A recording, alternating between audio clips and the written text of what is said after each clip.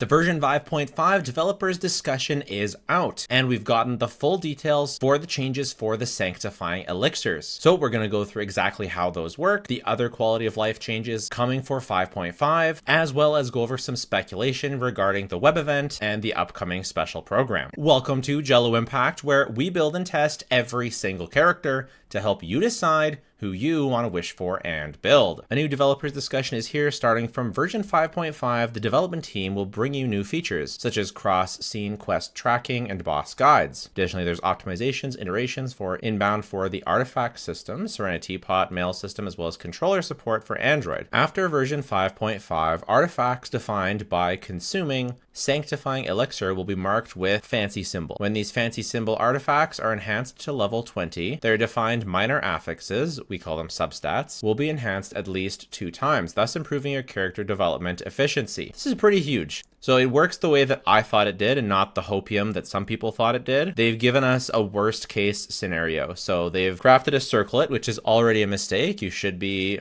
most of the time, there may be circumstances where you would craft a circlet. You're obviously never going to craft a crit damage circlet from this set. That is a huge mistake. Generally, you want to use either goblets or sands. A lot of people probably goblets, but sands are very cheap. You can craft 2 sands for the price of 1 goblet. Just depends on the build as to which one you'll actually want to go for. It depends on what you personally actually need. If you really have no good circlets, I may craft a circlet for my Marche, but I digress. They've defined 2 substats, crit damage and energy recharge, and both of them have gotten 2 total rolls, which will be the minimum that you can get. So 1 roll into crit damage, 1 roll into energy recharge. Assuming they really needed energy recharge, I guess this is okay, but normally you'd want to do a sands where the main stat is defined as attack or whatever, or a goblet where you've got your elemental damage bonus, and then crit rate and crit damage are your bottom. And so getting a roll into both is guaranteeing 4 total rolls, averaging you 25 to 35 crit value as a worst case scenario, which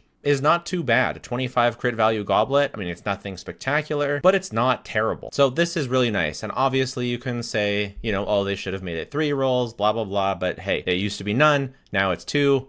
That's really awesome. This is really, really good. I hope you've all been saving your sanctifying elixirs. I know I have been. If you haven't been, it's because you didn't watch our previous video. So make sure you're subscribed. We're almost at 100,000 subscribers. You can stay up to date and I can get to 100,000.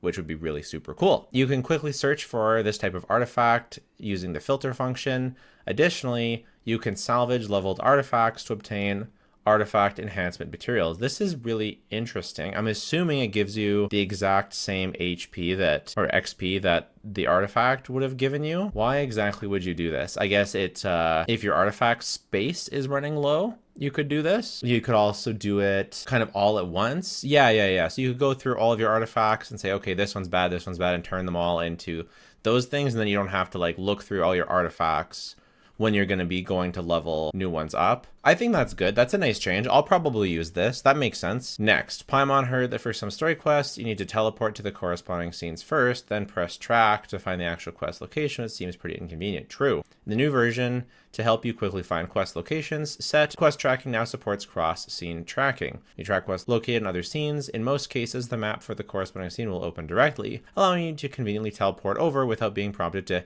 head there to continue the quest. Okay, I mean, that's good. It's not a super huge thing that happens all the time, I think, but it's definitely a good thing. I'm all caught up on my quests. That's crazy. That's been a long time since I've been caught up on my quests. Boss guides. Powerful enemies often hide in hard to reach locations with some dwelling in underground layers riddled with multiple entrances, making them difficult to find. True. Some of them are difficult to find. In the new version, there'll be ways to help everyone track them down. You click track and guide and the system will show you a path of challenge, marking out the underground entrance to the boss location. This is honestly really good. There have been a couple bosses that have taken me a good 20 minutes to track down and find where that underground entrance was. I think that this is a good change. This is an annoying thing. Again, not happening to everyone, not happening all the time, but it's a good change. Serenitea will support exchanging for multiple items simultaneously. A new exchange list feature. All right, not super hip to this. So let me know if you like that. I feel like we've gotten so many updates to the gift mailbox. I think it's neat, but I don't really care. I kind of stopped reading them after a while. I used to read them. You can search. All right,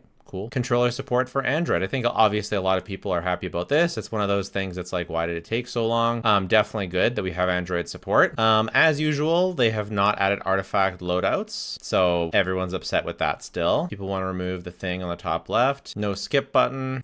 I think they should probably add a skip button just so people could skip, I guess. Time gate for weapon and talent materials. They definitely need to work on that. That's something that they really need to do. I don't really mind this. I don't really mind this. All I think out of this person's things that they wanted is just the time gate for weapon and talent materials. That really is very annoying. I did want to mention it. It's not the craziest thing ever yet, but there's this cool web event that is easy and you get 30 primos, so do it.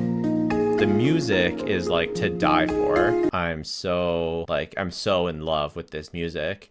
And there's some pretty neat lore in there. And it seems to suggest that at the new moon, we're going to be getting big news. Moon has lots of stuff, fake sky, moon goddesses, moon sisters. So very interesting stuff. Let me know your best theories down below. And then we have the special program coming this Friday. I will probably be live streaming this, although my wife is very close to having her baby. So there is a chance I don't live stream and I just cover it afterwards. And another day forward means another day closer to Skirk. Hopefully Skirk is very soon. I'm super excited. Let me know what you think about this update. I think I was hoping for a little bit more from this developers discussion simply because we already knew about the artifact elixir and nothing else is very exciting. So a little bit boring for me, but I'm very excited to finally use these elixirs. Just a couple more weeks and I can finish off a bunch of builds that I've been working on. So I'm really, really excited for it, but I found the discussion a little bit boring because we already knew about it. So,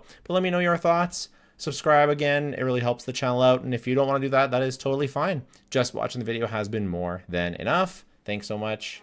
Bye for now.